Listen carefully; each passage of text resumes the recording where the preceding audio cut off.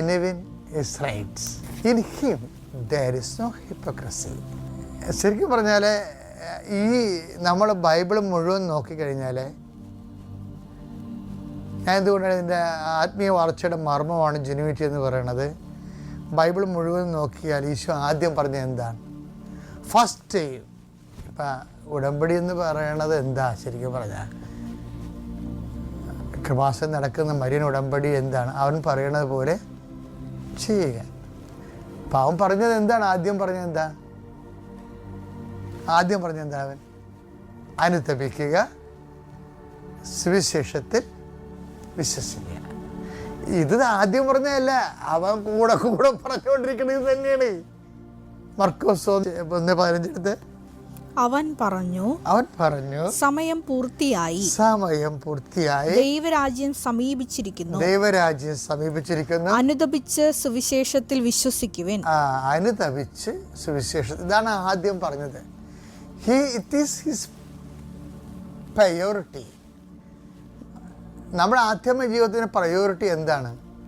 അനുതാപമാണ്. ഉടമ്പടിയുടെയും priority എന്താ? അനുതാപമാണ്. എന്ന് വെച്ച് കഴിഞ്ഞാൽ ഈ അനുതാപത്തിൻ്റെ മേഖലകളെ പിന്നെ അനാവരണം ചെയ്യണതായിരുന്നു ഈശോയുടെ സുവിശേഷം. ഈശോയുടെ സുവിശേഷ യാത്രയുടെ സംഭവം എന്താണ്?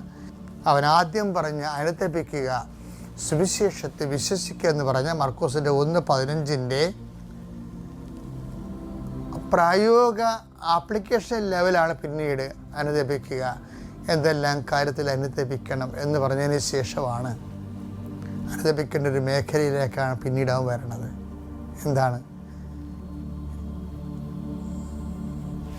മൂന്നാമത്തെ വ്യക്തിയായിട്ട്, ആദ്യത്തെ വ്യക്തിയായിട്ട് കാണുന്നത് ജോൺ ദി ബാപ്റ്റിസ്റ്റ് അല്ലേ? യോഹന്നാൻ്റെ സുവിശേഷം പരിശോധിക്കുമ്പോൾ ആദ്യത്തെ വ്യക്തി ആരാണ്? ഈശോ യോഹന്നാൻ പരിചയപ്പെടുത്തുന്ന വ്യക്തി ജോൺ ദി ബാപ്റ്റിസ്റ്റ്.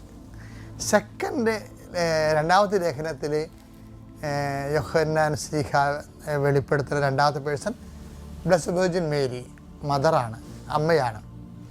മൂന്നാമത് പരിചയപ്പെടുന്ന വ്യക്തിയാണ് നാഥാനിയേലിലേക്ക് വരുമ്പോൾ തൊട്ട് അനുതാപത്തിൻ്റെ ക്ലാസ്സുകൾ ഈശോ ആരംഭിക്കാൻ തുടങ്ങും. എന്താണ്?